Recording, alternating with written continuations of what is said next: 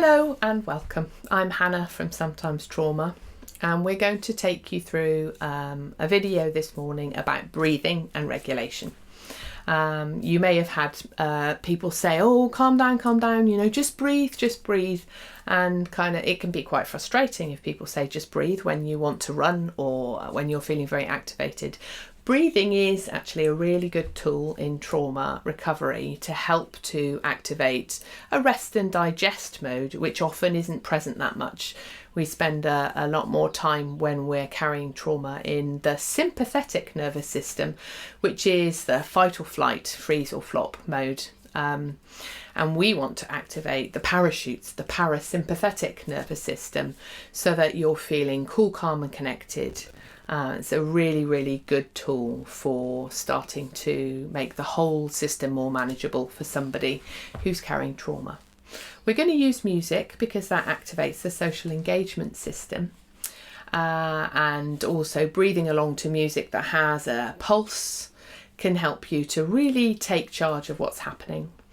So I'm going to take you through 6 different breathing practices, which is actually quite a lot in the video, but if you bear with it and learn the techniques, then you can experience each in your body, see which ones work for you, and then there'll be subsequent videos that just take you through one of them so you can really get the most of it. But it's just introducing you because everybody's different. Some people really like slow breathing, some people like to do something more active with their body. So I'm going to take you through 6 holds now. So number 1, we're going to begin sighing, actually, because that's a good way of sort of signalling to your body that everything is okay. We don't sigh unless we're feeling a moment of letting everything go.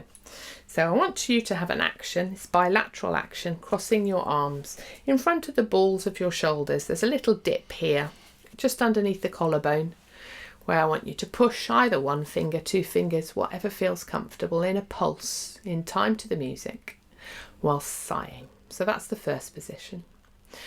The second position that we'll do is called hook up. And this, take the middle finger of either hand, it doesn't matter if you're left or right-handed. I like to do it this way. Put one finger where your belly button will be and the other finger in the middle of your forehead here. And we'll be breathing with a hook up. And actually in this second stage, we'll do box breathing, which is kind of what it sounds like. We'll be breathing in and then pausing, breathing out and pausing. In, pause, out, pause. And gradually we'll be increasing the out breath because it's the out breath that activates the parasympathetic nervous system. So that's our second position. Then we're going to do something called K27 body hold. This is your K27 points here. So if you find the U-shaped notch at the bottom of your throat, go down 1 inch and then move an inch towards your shoulders.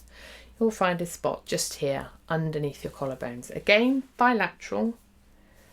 So we'll be holding here and pulsing. And we'll also be putting one hand across there and one on your stomach so that you can decide which one you prefer, which one feels more calming and restful for your body. So that's our K27 body hold. And then we'll also have a K27 with bunched fingers. So that's where you'll be tapping here like this.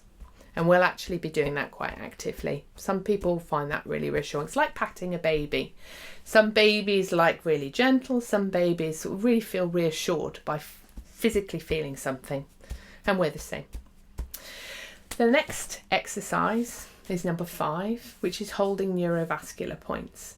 If ever something awful happens, you'll often find yourself going into a shock position.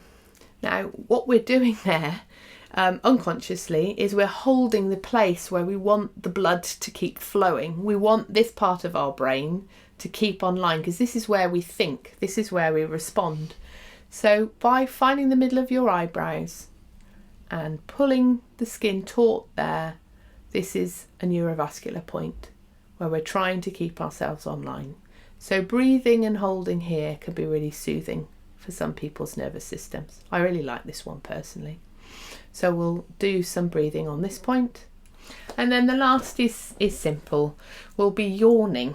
So we begin with sighing and we end with yawning, because again, yawning is a really good way of telling the body that it's safe. And that's the really important thing with any trauma recovery, is the more tools you have to tell your body that it's safe, the more that you'll be able to get really good at resting and digesting, rather than being pulled back into the past and being pulled into what it is that's happened to you.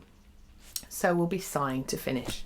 So have a go at the video. It might be quite chaotic, or it might feel like you're learning a lot, but I hope that this will be really helpful to you longer term. Thanks very much.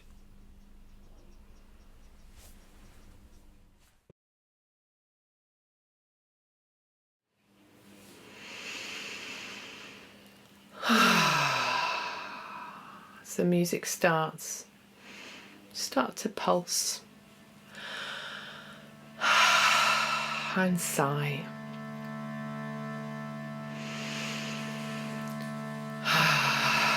Make as much noise as you want. Breathing out. Might want to rock your body slightly as you start to feel the rhythm begin.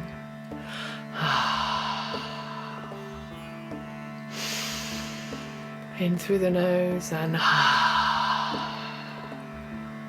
pulsing.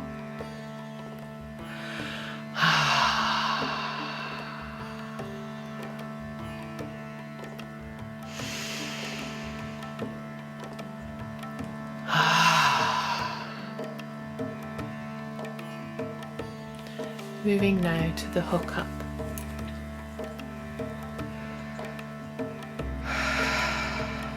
Remembering the box. In, 2, 3, 4, rest. 2, 3, 4, out. 2, 3, 4, rest. 2, 3, 4, in, pause, out, pause, in, 2, 3, 4, pause, 2, 3, 4, out, pause, in, pause,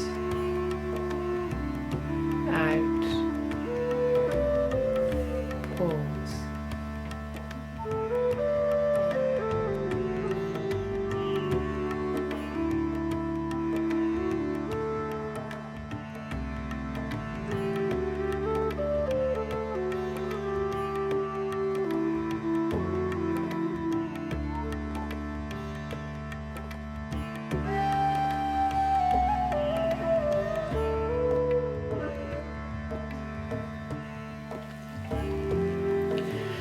Moving now to the body holds.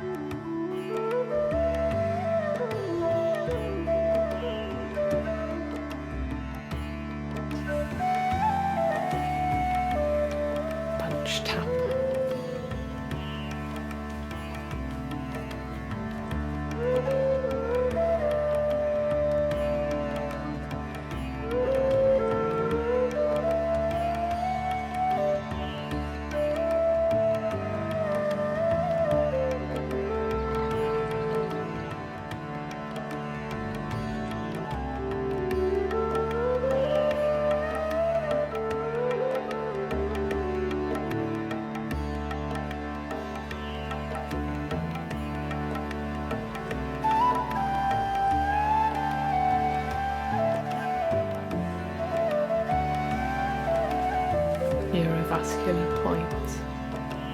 In, 2, 3, 4, out, 2, 3. Let the stressor come into your mind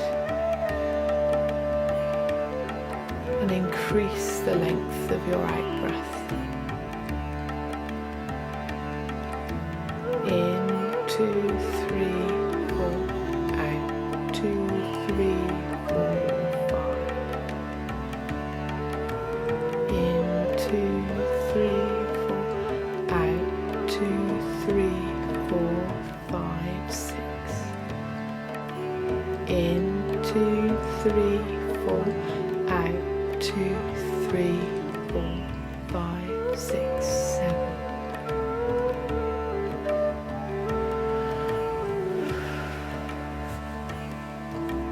The last, just yawning, holding your jaw to close.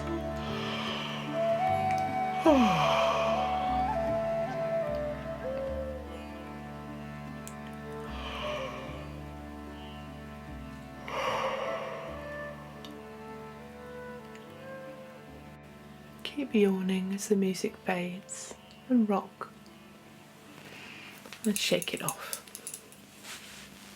Thank you for doing this practice. I really hope there's something there that's helpful to you.